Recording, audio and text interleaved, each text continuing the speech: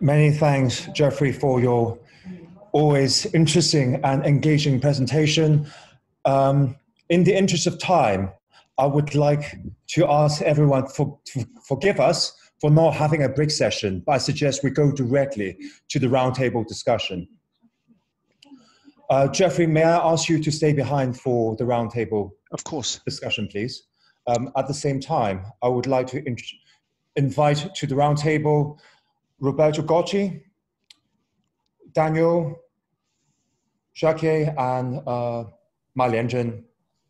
Unfortunately, the other keynote speaker, Arcilio, it's not available today. I ask other panelists, please to contribute your thoughts during the roundtable discussion. Are you all online? Let me take a look.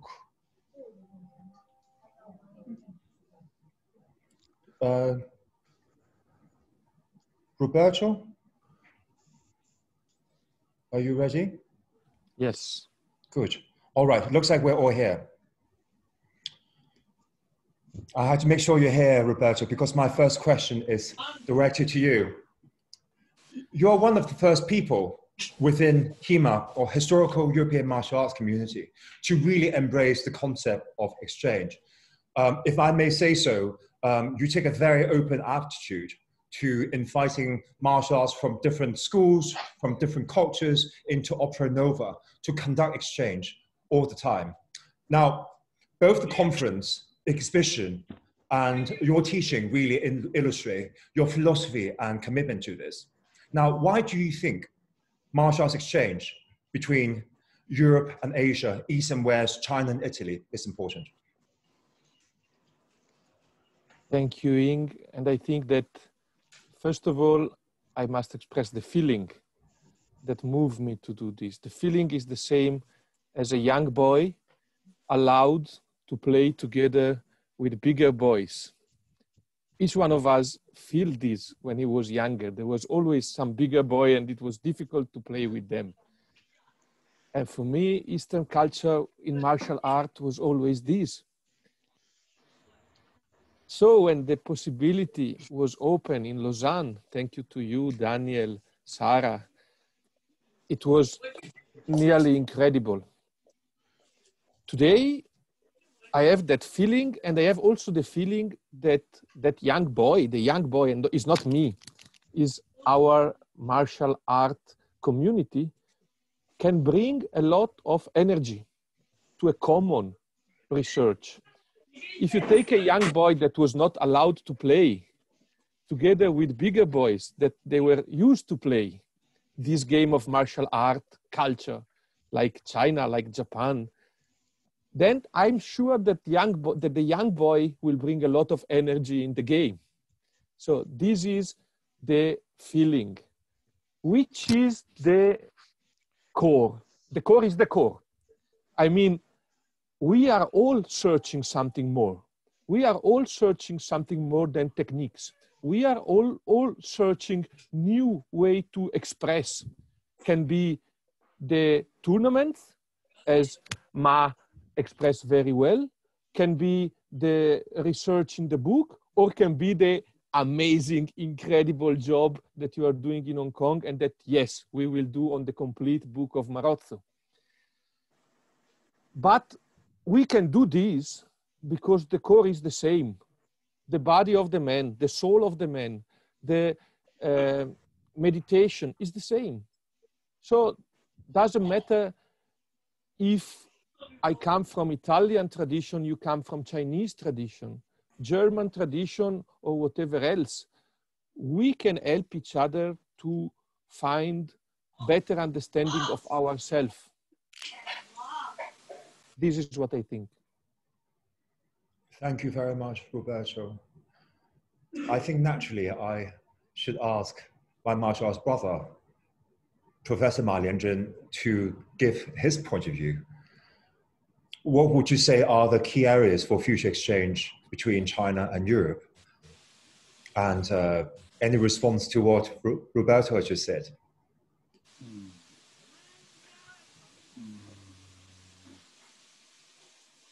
我拿中文来说吧。好的。 Speak in Chinese. Yes, of course.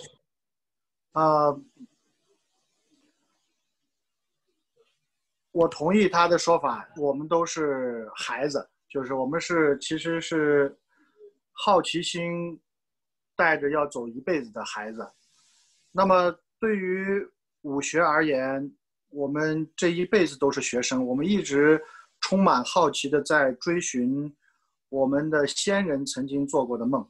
我们希望这些梦以另外一个形式可以在我们的身上被现实出来。那么如果说这个梦想在中国和西方有一个共通的点的话，我觉得那就是对自己的技术和精神的高度的统一。而这种统一呢，在中国在古代被称之为所谓的剑道。那么它有很强的 Professor Mark, can I just cut you off here? Because we have a translator for you, and maybe it's easier if you can break up your reply in sections so she can translate at the same time into English. 我要等他翻译吗？对，麻烦等一下，等他现在翻译，否则太长了，他很难翻译。Was perfect. Translation was perfect. Oh, okay, I see. There's simultaneous translation. Okay, so I just want to say to the floor, for those of you following the conference, there's a slight inconvenience. So when Professor Ma decides to speak in Chinese, please switch channel so you can hear the immediate simultaneous interpretation. In that case, apologies for cutting you in. Please continue. 我讲中文的原因是因为我从小就口齿，我有结巴，所以我讲英文的时候会说不清楚，所以我必须要讲中文。好像在中国古代练剑好的人有相当多的人都是结巴，所以这是我非常荣耀自豪的一件事情。我爸爸小的时候也是结巴。那么我觉得这种专注，我们刚才在说所谓的梦想，这种梦想呢，现在我个人认为在未来最重要的一点是在技术上要进行交流啊。那么中国的武艺，我爸爸也说了，我们也是这样子坚持认为的，必须要通过交流才能获得更好的发展。我们应该要保持一种开放的状态，才可以使文化变得更多元。只有多元的时候，这个文化才有更好的土壤，才可以让它变得成为一个更完美的金字塔式的结构。那么我们的梦想作为孩子，如果是一路的向上攀登，想要冲击金字塔的顶端的话，那我们就必须要建立在这种交流之上。而这个交流应该是在包括器物、文献、认知、精神，甚至宗教等各个方面的深度的交流。当然这个领域非常广泛，我们现在没有办法完全做到，但是至少先开始从技术方面去成为彼此的爱好者，去成为彼此的人文精神的追随者，这应该是非常重要的第一步。那么我自己非常愿意成为西方武艺的一个小学生，从零开始学，每一步每一步慢慢的为我40岁以后的生命找到一个新的出发点，这是我许下的诺言和我未来最重要的梦想之一。这是我的发言。Thank you, Lianzhen, for what you said really came from the heart. I think all the panelists and all the people on the floor could really feel that. I understand that more than just saying this, you have actually already taken the first step. You mentioned in your presentation earlier that you sent 2 people from your school, all representing China, to go to Italy to learn Italian martial arts, together with Roberto, Jacopo, Moreno, etc. And within a fairly short period of time, actually, they also, thank you to Roberto's invitation, managed to take part in the Minsk European Games, HEMA as an exhibition competition. So could you maybe tell us more about this exchange experience? What do you think you learned? How you intend to carry this forward?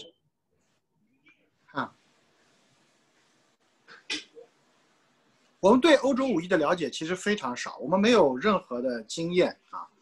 那么，所以送了2个孩子去意大利学习，对于我们来说非常的陌生。我很羡慕2个孩子，其实我很想去，但是我没有办法，我要工作。但是我觉得这是一个很重要的第一步。第二步呢，是我们会非常正式的邀请我们的朋友们到中国来。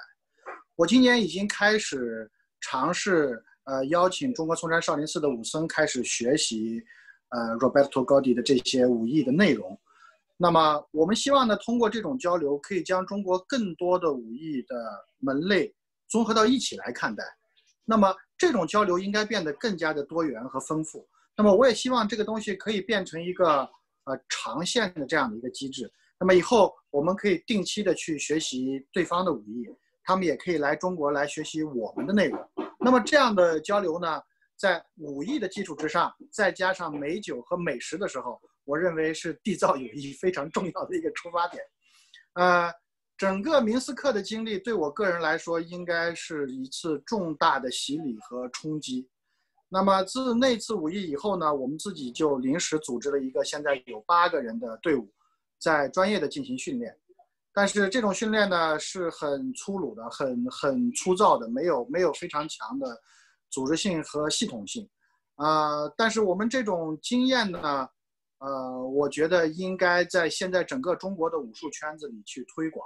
因为现在绝大部分的中国武术爱好者对于竞技性的对抗的认知，排斥感比较强。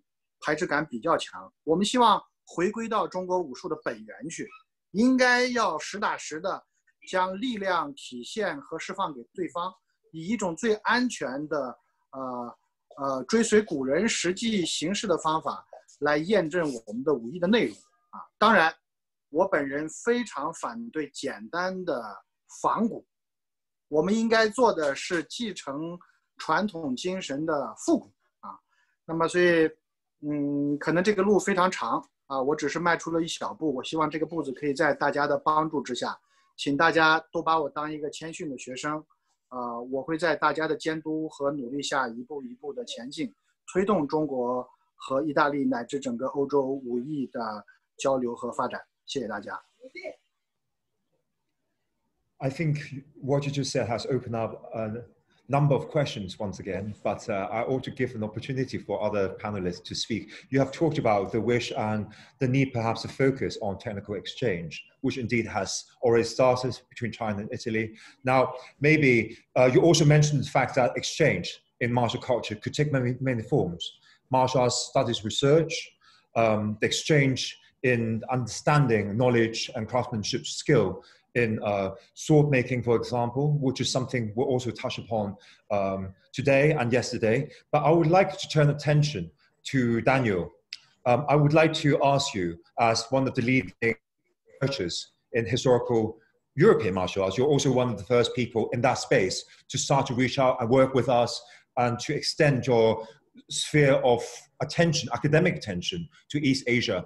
Do you think there's a need for the research communities across the continents, Europe and Asia, to work more closely together?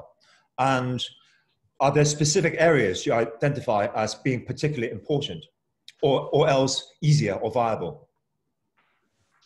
Thank you for the question. I think it is, for me, it is easy to answer, but I will just speak for the audience as well, because I think we are all weird animals. We combine different things. We are martial art practitioners, we are museum curators, we are researchers, and we also have another life. So this is completely crazy. We are very, very special animals.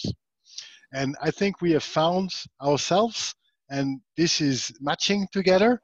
But now if I was thinking how to extend or improve these exchanges, with other research communities, this is a hard question, actually. But I think if you ask me what specific area would be fruitful for research purposes, comparing East Asian material to European material, well, European material is very diverse. There is a lot to work on this. And East Asian material, I still today don't have a clear view of what it is on actual material primary sources. So I think, since this is easy for me because I am an historian and manuscript specialist by training, but I think this would be one element, very important, or one way to focus on. is to study the actual primary sources and compare them together. We have started this with other colleagues. We are doing this in European way. We just have to include you in this endeavor. So this is one actually fairly easy research direction and research endeavor we could go and walk together on this path. I think that would be my first and foremost one. There are others, but let's just deal with this one first. All right, we have opened up two very important topics already. One is on technical exchange, in actual exchange in what we call historical martial arts. The other is the comparative study and indeed collaboration on the study in historical written traditions across Europe and Asia. Now, the third aspect, I dare say, that we have started already is the use of technology. On this note, I would like to turn to Jeffrey. You, Sarah, and myself together 7 years ago now, co-founded the Hong Kong Martial Arts Living Archive. At the time, our ambition, our thoughts were not quite so broad. It wasn't encompassing the historical traditions, and it was very Hong Kong focused. In addition, you have pioneered the use of new media, motion capture documentation, archiving, representation. Some of the results we have already presented in the last presentations, particularly in the museum context. Now, significant breakthroughs have been made over the last couple of years, particularly in terms of developing new annotative strategies for historical martial arts. What role, in your view, will digital technologies and the digital platform play in the future for knowledge transmission for the martial arts? And how can we further the use of technology in brokering this exchange and comparison between historical European and Chinese or Asian traditions?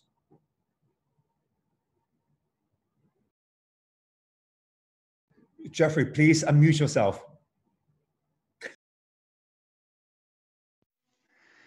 Yeah, thank you, Hing. Yes, indeed, 7 years. It's been a long and enjoyable journey with lots of discoveries along the way and lots of wonderful opportunities, I think, to bring the work we've done to the general public. So I think that actually our research has been going, has focused on two aspects. One is on how to bring the archive, how to bring the documentation into the public sphere, and how to innovate museological methodologies for presenting this information. And I hope from the presentation I gave earlier today that I gave some sort of indication of this variety of platforms that we've developed, and the variety of platforms that are yet to be developed that will enable this sort of archival research to be brought to a general public and engage a general public, and also help a general public to gain an appreciation of these materials. And indeed, using contemporary technology means that we can address, in a way, a contemporary audience who are very familiar with these new media. The other aspect, of course, are all the, the digital representations, so that once you have the mocap data, you have extraordinary opportunities to reinterpret that data. And we've just really, I think, just touched on it. I mean, often we've been simply exploring the aesthetic pleasures of reading these movements in different ways. But certainly I think there is a whole future in terms of scientific analytics. In other words, these strategies of visualization that are going to actually give us a deeper understanding of these martial arts practices, so that they will be both an aesthetic augmentation, but also a truly functional augmentation in terms of our understanding. Thank you very much, Jeffrey. I think on the two aspects, how to extend from the representational side to the merely aesthetic or to the beautiful to something that's more scientific and could shed light on ancient principles and bringing them back and presenting them in a digital, contemporary and easy to understand visual manner. It's something that we're already embarked on, as I tried to show in the last illustration in my presentation. Now, going back to the archiving aspect, actually, this is a discussion that I've had with Daniel, with Roberto, with all of you, and particularly with my brother, Ma Lianzhen, because as Daniel rightly pointed out, Europe has made significant advances in making a lot of these treatises from the 16th century, but indeed also from the 15th all the way to the 19th, have everything scanned and digitally available on a centralized platform. Now, whereas my teacher, Professor Ma Mingda, has done a lot of work on textual studies and has indeed published 2 years ago the most important compendium on historical martial arts. That is in the physical space, not in the digital domain. So how to bring these two closer together is something that we think about. And from our point of view, I think, you know, Jeffrey, how when we started the Hong Kong Martial Arts Living Archive, because we're working with living traditions, we were mainly dealing with the digitization of embodied knowledge, not textual knowledge as such. But I think the whole conversation of historical martial arts, which has a very profound, rich and multidimensional textual tradition, really open up the discussion of how to combine the embodied knowledge, the performance, the human body on the one hand, and the text on the other. Now, I would like to take this opportunity to throw the question both to Ma Lianzhen and to Daniel to have your view, please. Who's going first? Go ahead. Yeah. So Daniel's going first. Okay. So your question now is about reaction to these strategies, opportunities of visualization of embodied knowledge using technology regarding to the study of research of historical European martial arts or Asian martial arts, correct? My question is also that, first of all, pointing to the fact that in Europe, you have already constructed a centralized platform where a lot of this knowledge, a lot of the text are uploaded, whereas in Asia, we haven't. So is there an opportunity for Asia and Europe to work together to create an archive that will combine and contain the textual information from both the primary sources, from both Europe and Asia, but also act the other dimension, which is what we have been doing in Hong Kong with Jeffrey, but also with Sarah in Switzerland on the embodied digital representation. Can we do that? Can we take 2 steps at once, not one? We wrote together an application for funding with part of this. So we were hoping that university will trust us to leap forward. For now, our application did not meet success yet, but this project is still going on. Yes, of course. And I think mixing up primary sources with interpretation of its primary sources through reconstruction, using visual documentation, motion capture documentation, is one step ahead. You have done tremendous work with the Living Archives in the Hong Kong Hakka Kung Fu Living, and you've done that so much with this digital set already. So several exhibitions, publications, and also as a research, it is something that has not been mentioned yet.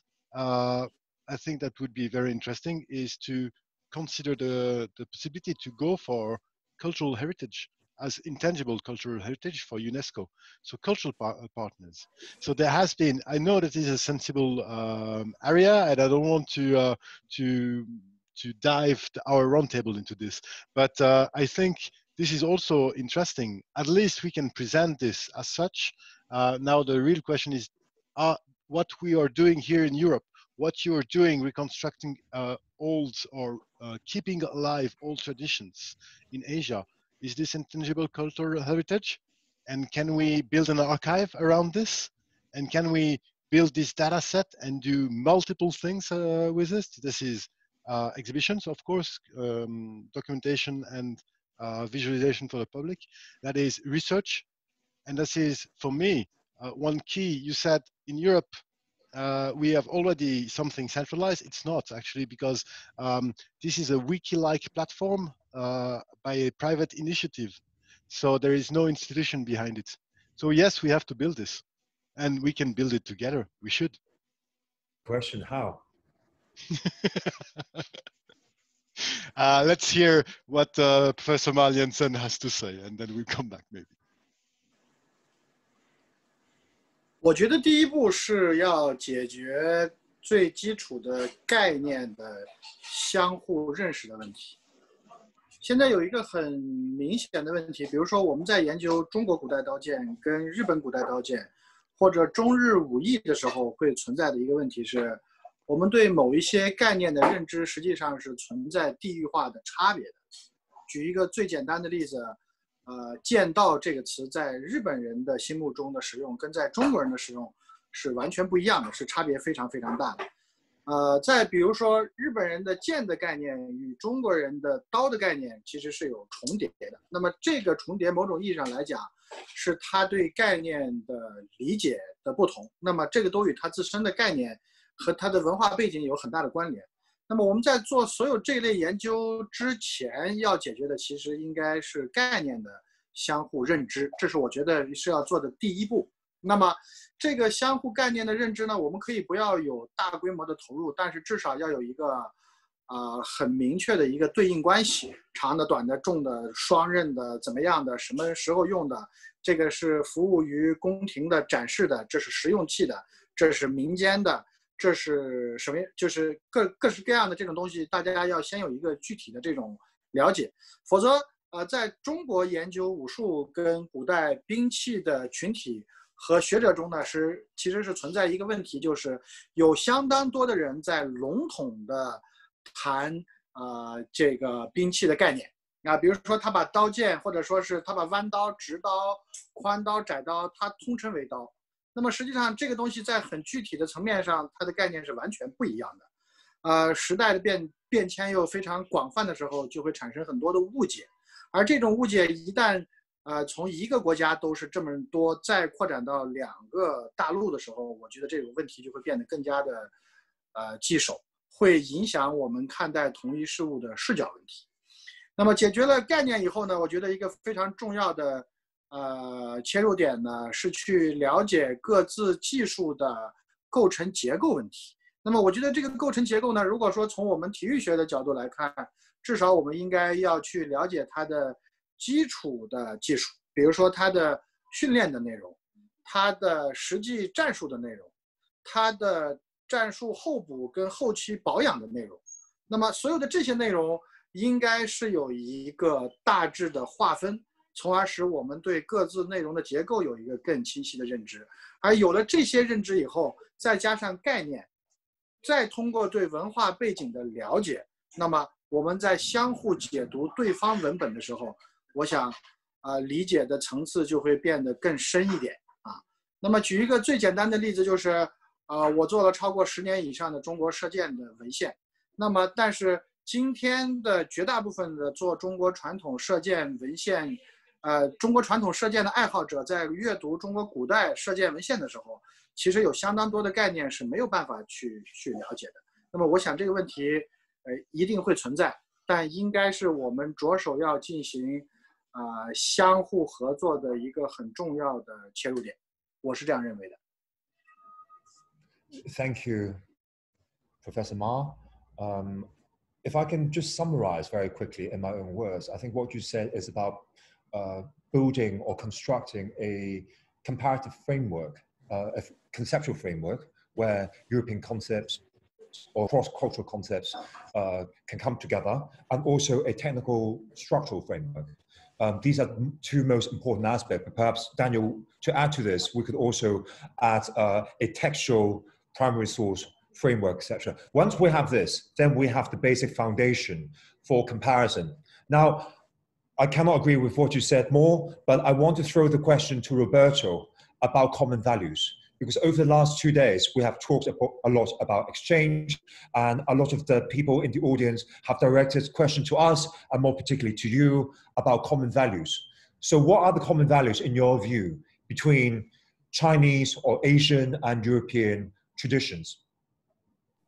Is there such a thing as common value? Killing each other. No, this is a joke. I think that to answer, we have first of all to organize another exhibition. So please follow me for 1 second. This is why I am not in the MAM, because this night we had 5 Irish wolfhound just born and I did not sleep. And because we have 5 Irish wolfhound born, we must search for 5 culture for the big exhibition that we are planning, and that will be in the hand of you and Jeffrey Shaw and Daniel, in the castle of one of the most famous condottieri of Italy, Colleoni, Bartolomeo Colleoni. And in that castle, that is enormous, and we have rooms for do many things, I would like you to help us and the Brescia Museum Foundation that is with us to build an exhibition with Italian, German, and Spaniard, correct, Manuel? We say Spaniard, correct? Spaniard martial art. But also, we have to choose the other 4 kids. We have 5 Irish wolfhounds, so we have European, we have Chinese, then of course we need Japanese. I suggest for New Zealand Maori culture, only because I have a good collection and I have the books of Captain Cook depicting the weapon, and now you must search the 5th one, and we will do this exhibition and we will search deeply for common culture. I think that common things there are much more than differences. I say killing, killing, killing, because I think that at the end of the story is an art on how to hit without being hitted. And this is the big, big problem that I will not open today about stupid sporty attitude of who hit first. But this is another discussion that will live in another place. So yes, there is everything in common. You need your thin mind applied to your built instinct to do techniques without thinking about techniques, to eat your opponent before your opponent eat you, and also not allowed him to eat back. This is the main common thing. The other is that to do this, you need to do really. I still want to ask you to speak about your Chinese philosopher and martial artist that say that Confucianism cannot be only in the mind or in the speech, but must be in action, but you will not do. So this is what we have in common. And I have a gift for you and Jeffrey Shaw. He is already built and is already under patent a system that will allow all of us to play like in a video game with our body.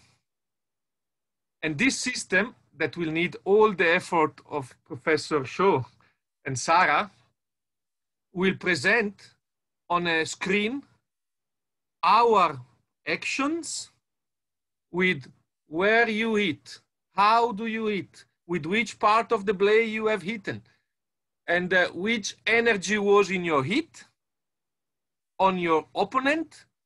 And this is done. We just need now to do it in an industrial way. This is in your hands and in Professor Shaw's hands. Is now made for a curved one-end blade. So my friend Ma will be happy because it's not two-handed, it's one-handed. And it's perfect because as Pirates of Caribbean show to us, there were pirates everywhere. So we choose as a weapon the German Dusak. So my friend Daniel Jacquet and all the German crowd, my friends that I have around, they will be happy. We have this leather Dusak that is a weapon that was for the Chinese pirates, Italian pirates. Oh, sorry, Germans, they have a sea. Yes, they have a sea, but they have no pirates. They have no, So And we can use this tool that was a common tool to test each other on the same battlefield, to defeat each other. And by defeating each other, to push us to be better. Because when Ma will hit my nose and will hit my unuseful head, and that is the Dusak, correct, Daniel? With the later Dusak, with all this information coming out on a giant screen that Professor Shaw will supply to us, then we can be pushed to be better. So this is a plan for your next 2 years conference. Tell me which is the fifth culture that you will bring in. You mentioned 5 already, Roberto. No, Italian, Japanese, Chinese, Maori. European mean German, Spaniard, and Italian all together. Okay. Japan, China, Maori. What else? All right, I'm not going to be drawn into answering this question. Thank you, Roberto, very much for your thoughts. I think you have advanced our discussion on technical exchange and on technological exchange and collaboration a step further, and we have a target. 2022, let's work towards that. However, I want to go back to what Daniel raised earlier and what Ma Lianzhen raised earlier, which is about finding a context, creating a framework for study. Now, the easiest way, in my view, to create this framework where different cultures to speak to one another is to go back to historical moments when different cultures actually met in time, met on the battlefield, met on the point of the blade at sword and death. And I think two of our speakers over the last 2 days have touched on 2 very important points where cross-cultural exchange in martial culture, in conflictual exchange, to use Ma Mingda's words, actually happened, namely the Longobardi culture, as well as Spanish civilization in the 16th century. So can I maybe use this opportunity to invite our distinguished panelists, Cristiano and Manuel, to speak. I will ask Manuel to go first, primarily because I know you will speak in English.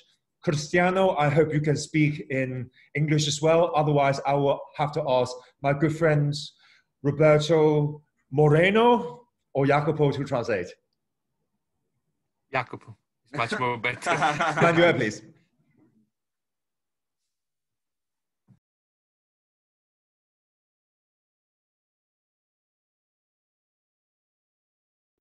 Hello, Manuel, can you hear me?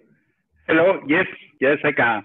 Yes, as I speak before, there's more than technical facts. There is a lot of philosophy, a lot of moral issues in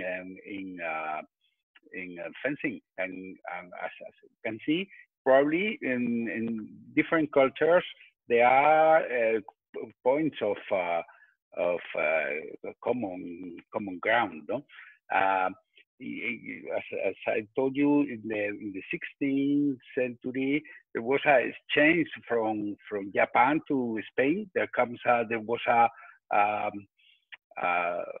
an embassy from the rulers of Japan. They sent people to Spain, and there also was there were in Peru, in America, there was a colony of Japanese, and they were allowed to wear arms, swords, and they were treated as nice because there was a kind of a common culture of the weapons. There was an exchange. Perhaps it's not as frequent as now. Now we have globalization, but as we can see, we know very little of another cultures. We know almost nothing of the rich Chinese tradition of fencing. We know only some part comes to the European countries. Even between European countries, each national of peculiar tradition is only known by people from, for instance, the destreza is known only because everything is written in Spanish. There's a lot of difficulties to transmit to the English-speaking people because you have a lot of sources, but only in Spanish, no? And we haven't been a lot of problems to translate because it's a peculiar language and it's a different from actual languages, and then we have the issues for translation. So because I think that there's a lot of work to be done in this field. I think it's well, I'm very, very interested in this is change because it's very, very, very enrichment. Thank you very much for your reply, Manuel. Certainly, if we look back into history, Spain, of course, was a very important global empire, one of the first seaborne empire. Your influence reached as far as the Philippines, Southeast Asia, Japan, also China, particularly in Taiwan. So I think these are probably some of the historical hints where martial exchanges might have occurred in a serious and profound manner, to which maybe academic attention has not been brought to bear enough. Now, the same question I asked you, I just want to see if Cristiano would like to give also a reply in relation to Longobardi culture.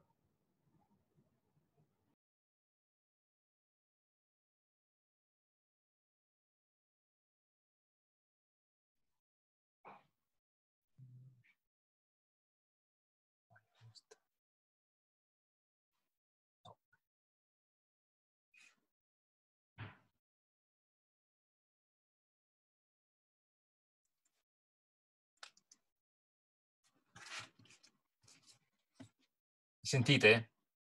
We can hear you. Ok. Chiedo all'amico Roberto se mi traduce perché non ho capito la domanda. La domanda la traduco io, ma chiedo a Jacopo, per favore, col suo inglese bellissimo, sicuro migliore. I asked to Jacopo with his English. Il mio inglese è pessimo.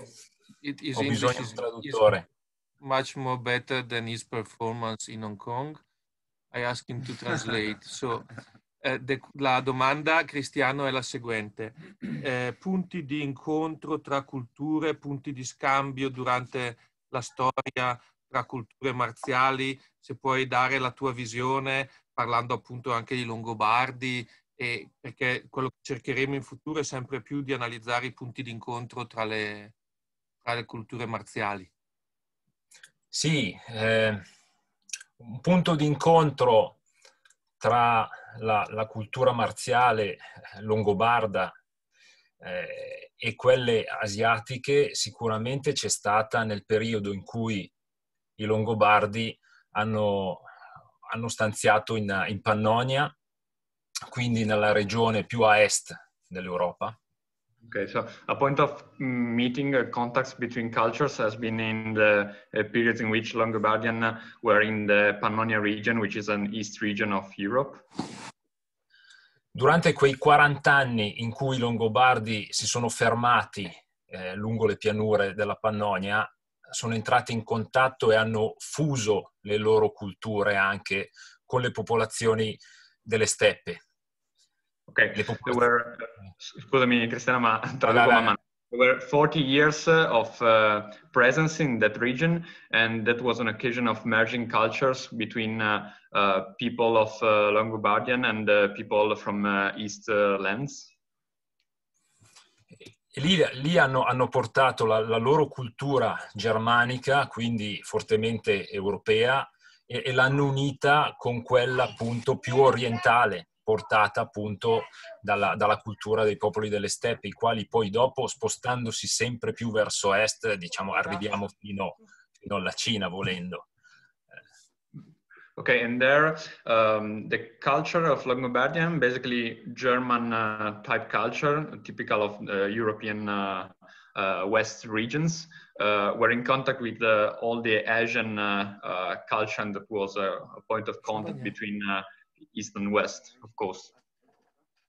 Per cui io penso che proprio il cuscinetto di unione tra le due culture, quella più asiatica e quella più europea,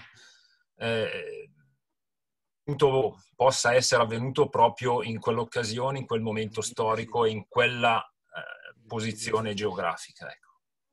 So that precise moment in time and in that specific region could have been a possible point of contact between cultures from East and West.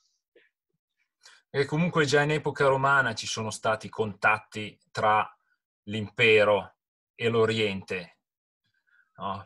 Non è stata una novità quella con i Longobardi, era già qualcosa che comunque esisteva già da molto prima. Probabilmente sicuramente con i Longobardi c'è stato un contatto maggiore, no?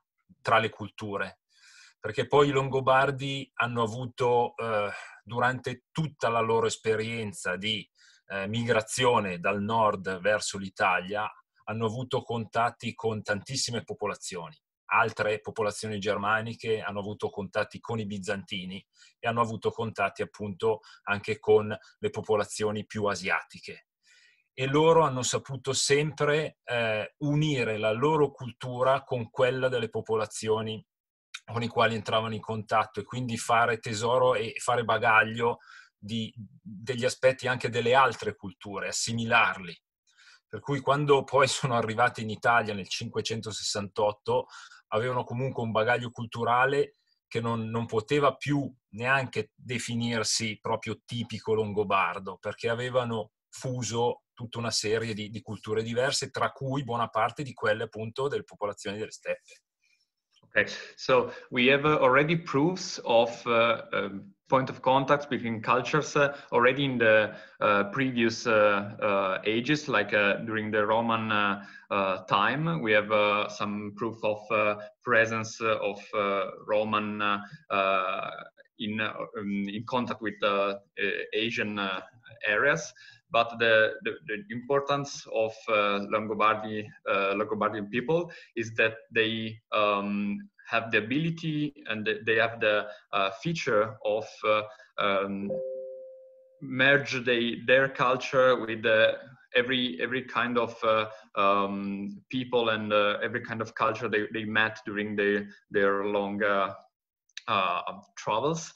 And so when they arrive in Italy, they carry with them something that was not anymore Germanics, that something that was already the results of different cultures altogether. So Asian aspect, as an Asian feature of cultural contacts were brought to Italy by Longobardian people, and there they met the Italian culture and they merged again. So there was in a certain sense, Longobardian, I think I understand, are an example of different culture that come together and that build something new.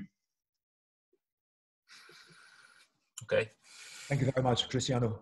That is a very, very good answer. And thank you for sharing your insights on the historical role that the Longobards have played in bridging cultural exchange, particularly in the field of martial culture between East and West. All happy occasions have to come to an end, unfortunately. We have overrun again the time originally assigned for the roundtable discussion. Before bringing the roundtable to an end, I just want to collect further thoughts, final comments, and any panelists wish to make. Any who wishes to make any further comments? Jeffrey?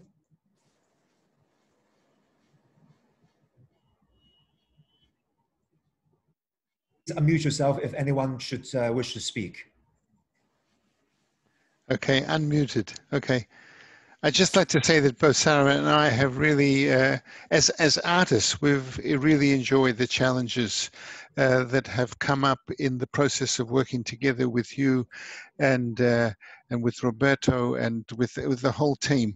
As I said, as I wanted to clarify in my presentation, I do believe that the experience of new media art can bring a lot of value, of new insight and new value to intangible cultural heritage in general and to this specific field. And we really look forward to working together with you all into the future. Thank you very much, Jeffrey. Daniel, as co-chair of the conference, perhaps you'd like to say a few words about your reflections on the organization of the conference. Well, thank you, Hing. I've been to the second conference. I've now played a small part in the third one. What I can say is that I'll be at the fourth one. No, I think it was an excellent conference, very, very packed. And we have opened a few roads that are worth digging into. And we are pioneers, and let's walk the road together. Yes, of course, I'm happy, and yeah, if that would be my concluding words, then let's do the next one. Perfect. I think our friend Roberto has already set the target. There will be another exhibition and another conference in 2 years' time, and this time it will be hopefully in Europe. So I think the ball is back in your court and in our good friend Sarah's court, hopefully.